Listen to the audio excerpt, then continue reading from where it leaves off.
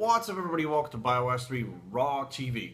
This message comes from, not message, actually an email comes from an individual, name withheld, who's 26-year-old, and last year he had a tragic work accident that cut off his hand. He had 6 total surgeries, and he's back in the gym. I didn't say whether or not his hand is still, or they reattached or not. He says, I can't lift as heavy as I used to, but I'm back to my old workout routine. That used to work for me, but I can't seem to shed weight. And about 3 months after my accident, I noticed that I was gaining all this weight in my face, in my chest. My question is, since I was on a lot of pain medication for a year, can that stuff cause your testosterone to decrease a lot? My doctor is currently lowering my medication amount every month to get me off. Even though I'm back at the gym, I can't get to the point that I used to be with my body. 180 to 185 pounds, felt pretty ripped. 5'11". Didn't have a crazy six-pack, had abs. Now I'm 210 to 215, 34, 36 pants. And I can't get back to where I used to be. It's been 6 months I've been on the medication. Can this medication affect the testosterone in my body? Okay, let's first of all, I don't know if your hand was reattached or if you still have no hand. So the first thing I'm going to say is, not necessarily. Testosterone doesn't necessarily affect the amount of muscle mass that you have or how lean you're going to get. Now, I had a guy who, he felt fine. He felt, no problem. Let's fix this fucking camera angle. Keep that shit fucking square. He had no problem whatsoever. He was probably about 250 pounds. And he was pretty lean and extremely strong. And he went to the doctor, and the doctor did some blood work, and it came back that his testosterone was 38. Okay? Natural range, 300 to 900. His was 38. And he was like, how can that be? He's like, basically, I'm fucking strong in the gym. I build muscle well. My sex drive is fine. What the fuck? And the doctor said, hey, sometimes it doesn't affect any of those things. And he actually said, but the problem is it does affect your cholesterol, and, there's long-term health effects from having low testosterone. So what we're going to do is start you on the gel. And he started on the gel, and I believe he's still on the gel now. Although he doesn't like the gel, he'd rather go on like an injection, but the doctor wants him to actually go into the office to do the injection, which is about 45 minutes to an hour away from him, not including traffic. So, I have seen people with very low testosterone still build a shit ton of fucking muscle. He's one of the bigger guys I knew naturally, and still have a totally fucking normal, sex drive and be able to get shredded and not have an issue with it. Now, what I really think, honestly, is, and I already answered him back, but I'm answering this in a video. What I'm really think is happening is, you said, like, I can't train with weights like I used to. So therefore, you cannot put the intensity into the weight training to build the amount of muscle you used to. Now, you're 215 now and used to be 185. That doesn't mean your muscle mass is even what it was when you were 185. You could be a lot fatter now and have less muscle mass and still be heavier, which means basically less muscle but heavier on the scale, which is not a good thing.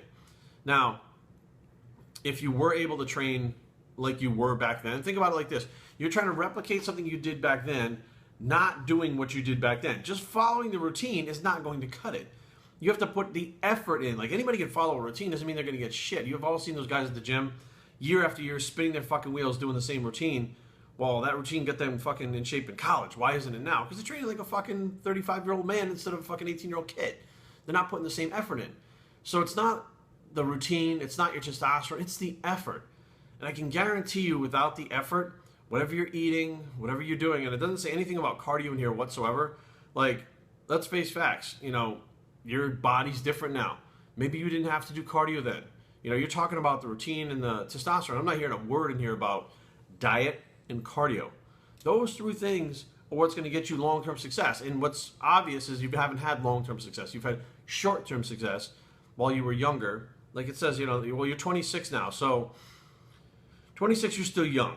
Okay, so but you're not fucking 18 or whatever. So you said, how long did this happen?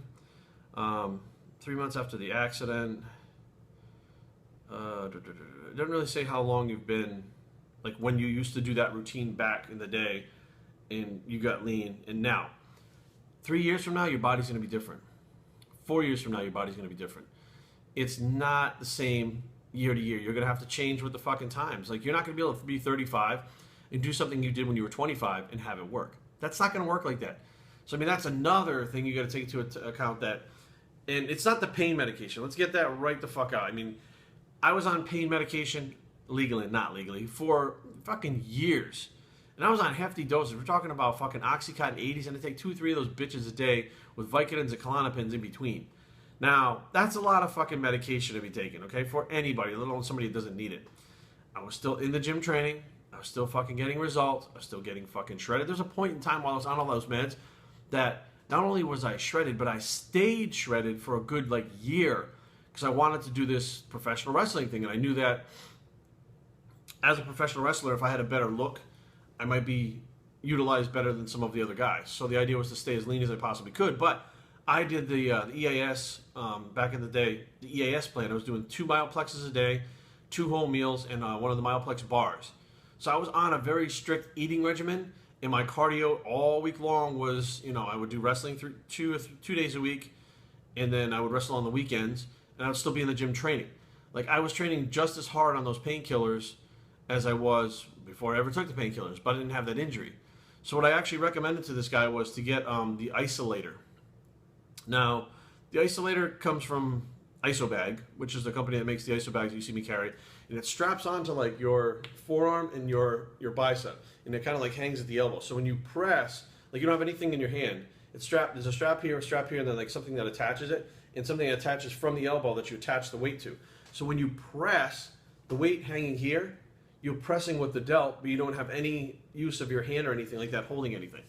So that's something that a lot of people with injuries, I don't know, I guess missing hands too would do great with. And I've seen it in the gym and in use, and it worked out pretty well. It's not something that you would want to use, be like, oh, I'm going to get better gains if I use this. No, this is like an alternative if you can't do something to get you to be able to do it. So my advice is you're going to have to train harder. I mean, there's no doubt about it. You're going to have that diet in check. There's no doubt about it. You're going to have to do cardio. There's no doubt about it. And without doing those 3 things, you're never going to replicate or get better than what you did before. BioStrengthTraining@gmail.com. Leave comments down below, but don't fight. www.biostrengthtraining.com is the blog. It's the Try Harder Bicep, and we're out.